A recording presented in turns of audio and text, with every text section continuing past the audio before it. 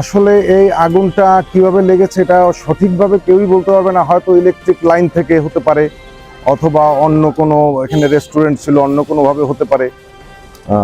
তবে আগুনটা লেগেছে খুব ভয়াবহ আকারে, আগুনটা লেগেছে। এইখানে আসলে 5-6টা দোকান ছিল, এবং সবাই অত্যন্ত গরিব মানুষই, কিন্তু দোকানে অনেক মালামাল ছিল। তো এখানে অনুমান করা যায়, ধারণা করা যায় 20-এর কম না, 20 থেকে 25 এরকম হতে পারে।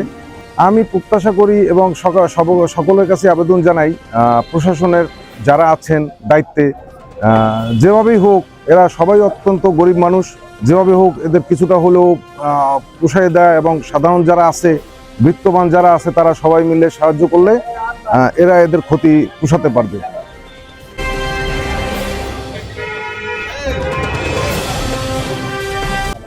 আমরা আমাদের এই জায়গায় 7টা দোকান, আমার পিছনে বাসা বাড়ি। আমরা ও জায়গায় বাসায় ঘুমিয়েছিলাম। তারপর দেখলাম যে, শুনলাম যে এই জায়গায় আগুন লাগছে, আগুন আগুন। আমরা বাইরে চলে গেলাম। চলে যাওয়ার পর দেখি যে খালি আগুন আর খালি ধুমা। পরে আমরা কেউ ধারে বেরতে পারি না। পরে ফায়ার থেকে খবর দিছি।